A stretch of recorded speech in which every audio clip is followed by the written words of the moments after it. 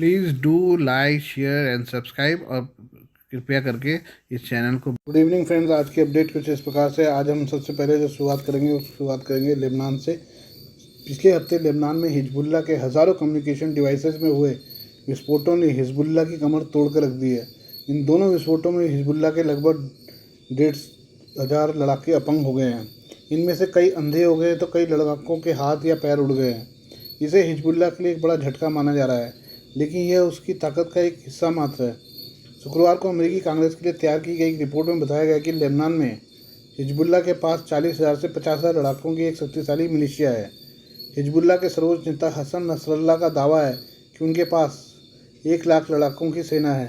Hezbollah ने इन विस्फोटों के लिए इजराइल को दोषी ठहराया था। इसके बाद हिजबुल्लाह ने जवाबी कार्रवाई के तौर पर इजराइल पर करीब 140 रॉकेट दागे थे।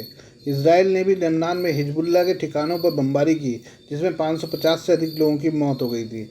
इन हमलों ने शक्तिशाली लेबनानी शिया आतंकवादी समूह हिजबुल्लाह को हिलाकर रख दिया है। फिर भी हिजबुल्लाह अपने व्यापक सुरंग नेटवर्क और मिसाइल रॉकेटों के विशाल शस्त्रागार के साथ खुद को मजबूत किया है। अपनी तैयारियों के कारण हिजबुल्लाह को अभूतपूर्व इजरायली हमलों का सामना करने में मदद मिल रही है। शुक्रवार को इजराइल ने हिजबुल्लाह के एलीट राडवान फोर्स की स्थापना और नेतृत्व करने वाले कमांडर इब्राहिम अकील को मार डाला। इसके कुछ दिन बाद सोमवार को इजराइल ने लेबनान पर दशकों का सबसे भीषण हमला किया। इन हमलों में लेबनान में एक दिन में 560 से अधिक लोग मारे गए, जिनमें 50 से ज़्यादा बच्चे, महिलाएं और डॉक्टर्स शामिल थे। हालांकि हिजबुल्लाह ने यह नहीं बताया कि इजरायली हमलों में अब तक उसकी कितने लड़ाकों की मौत हुई है।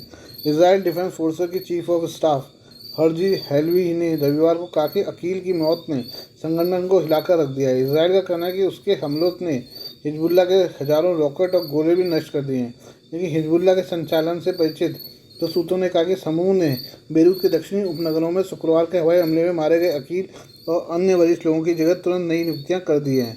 नसरल्लाह ने 1 अगस्त को दिए भाषण में कहा, जब भी कोई नेता मारा जाता है तो समूह जल्दी से खाली जगह भर देता है। आइए दूसरी खबर भी जो है हिजबुल्लाह की है। पेजर धमाके के बाद हिजबुल्लाह गुस्से में है। उसने इजरायली खुफिया एजेंसी मोसाद के मुख्यालय पर मिसाइल दागने का दावा किया है। तेल अवीव में रात भर वार्निंग सायरन सुनाई दिए। कई रॉकेट एयर डिफेंस सिस्टम ने तबाह कर दिए। इस हमले से पहले पिछले सप्ताह लेबनान में पेजर धमाका हुआ था, जिसमें 1 दर्जन लोग मारे गए थे और 1500 से ज़्यादा लोग घायल हो गए थे। वहीं इसके अलग दिन वॉकी टॉकी में धमाका हुआ। टाइम्स ऑफ इजराइल की रिपोर्ट के मुताबिक हिजबुल्लाह ने देश की राजधानी के पास मोसाद के मुख्यालय पर कादर एक बैलिस्टिक मिसाइल दागे। इससे मोसाद के हेडक्वार्टर को नुकसान नहीं हुआ, क्योंकि इजराइल ने अपने डेविड स्लिंग नाम के एयर डिफेंस सिस्टम से मिसाइल को हवा में ही उड़ा दिया। एक मध्यम दूरी की बैलिस्टिक मिसाइल है, जिसे कम दूरी की मिसाइलों को रोकने के लिए डिज़ाइन किया गया है। आईडीएफ का कहना है कि जिस जगह से रॉकेट दागे गए थे वहाँ उसने एयर स्ट्राइक की और लॉन्चर को तबाह कर दिया। यह पहली बार है जब हिजबुल्लाह ने तेल अवीव में हमला किया। आईडीएफ के प्रवक्ता ने कहा कि मंगलवार को इजराइल ने 300 रॉकेट उत्तरी इजराइल में दागे। इससे पहले 1600 टारगेट पर इजराइल ने हमला किया था। दुनिया की सबसे खतरनाक खुफिया एजेंसी में मोसाद का नाम आता है। लेबनान में पेजर और वॉकी टॉकी धमाके के पीछे इजरायली खुफिया एजेंसी मोसाद का ही नाम आ रहा है। रिपोर्ट के मुताबिक मोसाद ने इन इलेक्ट्रॉनिक डिवाइस में बम प्लांट किए थे और हिजबुल्लाह तक पहुंचाया था। बाद में जब यह फटा तो लेबनान में मरने से ज़्यादा लोग घायल हो गए। इजराइल ने लेबनान पर हवाई हमला किया, जिसमें 25 लोगों की मौत हो गई और 6 घायल हो गए। लेबनान के सैन्य और चिकित्सा सूत्रों के अनुसार इजरायली ने दक्षिणी लेबनान में घरों को निशाना बनाया है। समाचार एजेंसी सिनुआ के अनुसार हवाई हमले में मरने वालों में 15 लेबनानी नागरिक थे, जबकि अन्य 10 सीरियाई थे। सैन्य सूत्रों ने नाम न छापने की शर्त पर बताया कि सुबह के समय नमे रिये गाँव के मध्य में स्थित कई घरों पर इजराइल ने 4 मिसाइलें दागी हैं। हवाई हमले के बाद लेबनान रेड क्रॉस और नागरिक सुरक्षा टीमों ने घायलों को इलाज करने के लिए स्थानीय अस्पताल में भर्ती कराया है। सूत्रों ने बताया कि घटनास्थल से बुलडोजरों और क्रेनों की मदद से रेस्क्यू ऑपरेशन किया गया, जिनका अधिकांश समय ध्वस्त मकानों का मलबा हटाने में लगा। इस दौरान मलबों से शवों को निकाला गया, जिनमें से अधिकांश क्षत विक्षत अवस्था में थे। सैन्य सूत्रों के अनुसार इजरायली युद्धक विमानों और ड्रोनों ने दक्षिण लेबनान के गाँवों और कस्बों पर 15 हमले किए थे, जब पूर्वी लेबनान के कस्बों और गाँवों पर 11 हमले किए गए।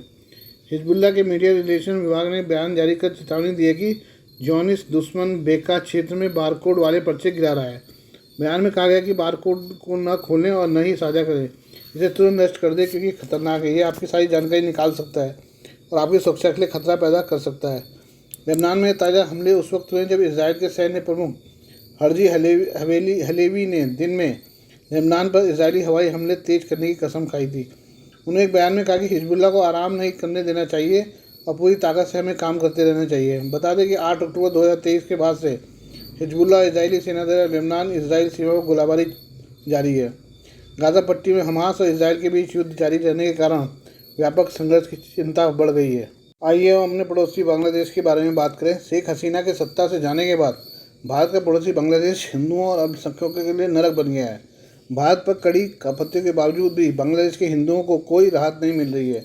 दुर्गा पूजा मनाने के खिलाफ धमकी भरे पत्रों से लेकर हिंदू अधिकारियों को जबरन रिटायर करने तक बांग्लादेश में अल्पसंख्यकों का दमन जारी है। इस बीच बांग्लादेश से एक वीडियो आया है जो दिखाता है कि यह कट्टरपंथी किस तरह से हावी हो गया है। इस वीडियो में लोगों की एक भीड़ देखी जा सकती है जो कथित तौर पर बंगाली में नारा लगा रहे हैं कि दुर्गा पूजा नहीं होने देंगे। न्यूज़ 18 की रिपोर्ट के मुताबिक इंटेलिजेंस से जुड़े कुछ लोगों ने बताया कि वह अल्पसंख्यकों पर हो रहे उत्पीड़न पर नज़र रख रहे हैं और बांग्लादेश सरकार के वरिष्ठ अधिकारियों के संपर्क में है। इस बयान के मुताबिक भारतीय मिशन के अधिकारी इन घटनाओं पर नज़र रख रहे हैं। ये माननीय अनुचित हैं। शेख हसीना के जाने के बाद मोहम्मद यूनुस की सरकार जिम्मेदार है। उन्होंने आगे कहा कि हमारे लिए चिंता का विषय है और हम इस मामले को संबंधित अधिकारियों के सामने उठाएंगे। बांग्लादेश में हिंदुओं को गुमनाम पत्र मिले हैं जिनमें उन्हें धमकी दी गई है कि बिना 5 लाख टका दिए उन्हें दुर्गा पूजा नहीं मनाने दिया जाएगा। अलग अलग पूजा उत्सव समितियों के नेताओं को भेजे गए पत्रों में यह भी कहा गया कि अगर शर्त नहीं मानी गई तो इसके गंभीर परिणाम होंगे। कुछ समितियों ने हिंसा के डर से कार्यक्रम रद्द कर दिया जबकि कुछ पुलिस के पास गए हैं। पत्र में यह भी धमकी दी है कि अगर मीडिया की रिपोर्ट की तो टुकड़े टुकड़े कर दिए जाएंगे। ढाका में प्रदर्शन करके दुर्गा पूजा रोकने की मांग की गई। इससे कहा गया कि ईद के दौरान जिस जमीन पर वो नमाज पढ़ते हैं अगर हिंदुओं ने उस पर पूजा की तो ज़मीन अपवित्र हो जाएगी। बांग्लादेश में रविवार को एक 74 वर्षीय हिंदू स्वतंत्रता सेनानी खगेन नाथ प्रामाणिक पर उनके घर पर धारदार हथियार से हमला किया गया। वह स्वतंत्रता संग्राम सेनानी है जिनका अभी तक इलाके में कोई दुश्मन नहीं था। बांग्लादेश में 1997 बैच के सिविल सेवा टॉपर और बांग्लादेश पुलिस के अधिकारी को जबरन रिटायर कर दिया गया। जमात और बीएनपी वाली सत्ता में उन्हें 3 बार प्रमोशन नहीं दिया गया। अब बात करें चीन की। चीन ने पहली बार सार्वजनिक रूप से स्वीकार किया कि उसने बुधवार को प्रशांत महासागर में एक अंतर महाद्वीपीय बैलिस्टिक मिसाइल का सफल परीक्षण किया है। चीन के रक्षा मंत्रालय ने एक बयान में कहा कि अंतर महाद्वीपीय बैलिस्टिक मिसाइल में एक डमी वॉरहेड लगाया गया और इसे स्थानीय समय अनुसार सुबह 8:44 पर पीपल लिबरेशन आर्मी की रॉकेट फोर्स द्वारा लॉन्च किया गया। यह मिसाइल अपेक्षित जगह पर समुद्र में गिरी। चीन ने बयान में कहा कि यह परीक्षण उसके सालाना परीक्षण योजना का हिस्सा है और लॉन्च किसी देश को लक्षित करके नहीं किया गया था। चीनी मीडिया की रिपोर्ट्स के अनुसार पीएलए ने पहले ही परीक्षण के बारे में संबंधित देशों को सूचित कर दिया था। रिपोर्ट्स में मिसाइल के मार्ग और प्रशांत महासागर में वो कहाँ गिरी इसकी जानकारी नहीं दी गई। चीन की सेना पीएलए की रॉकेट फोर्स देश की पारंपरिक और परमाणु मिसाइलों के संचालन की देखरेख करती है। इस रॉकेट फोर्स को चीन की परमाणु ताकतों को आधुनिक बनाने का काम सौंपा गया है ताकि अमेरिकी मिसाइल रक्षा, बेहतर निगरानी क्षमता और मजबूत गठबंधन का मुकाबला किया जा सके। कुछ विशेषज्ञों का मानना है कि चीन तेजी से अपने परमाणु हथियारों का जखीरा बढ़ाने में जुटा है। हालांकि चीन का कहना है कि वो पहले इस्तेमाल नहीं की नीति का पालन करता है। चीन में राष्ट्रपति शी जिनपिंग की अध्यक्षता वाली केंद्रीय सैन्य आयोग ही एकमात्र परमाणु कमान प्राधिकरण है। अमेरिका द्वारा चीन के परमाणु हथियारों को बढ़ाने की लगातार आलोचना की जाती रही है। चीन ने जुलाई में वाशिंगटन के साथ परमाणु वार्ता को भी रद्द कर दिया था। दरअसल चीन ने अमेरिका द्वारा ताइवान को हथियारों की बिक्री पर नाराजगी जताई थी। पेंटागन की रिपोर्ट्स के अनुसार चीन के पास 500 से ज़्यादा परमाणु हथियार हैं जिनमें से लगभग 350 ICBM और संभव 2030 तक चीन के पास 1000 से अधिक परमाणु हथियार होंगे। वहीं चीन और ताइवान के बीच तनाव बढ़ा हुआ है। पिछले 5 वर्षों के दौरान चीन ने अपनी सैन्य गतिविधियों ताइवान के आसपास बढ़ा दी हैं जिससे क्षेत्र में तनाव बढ़ा है। आज के लिए बस इतना ही। बाकी मिलते हैं कल आपसे नई खबरों के साथ। धन्यवाद।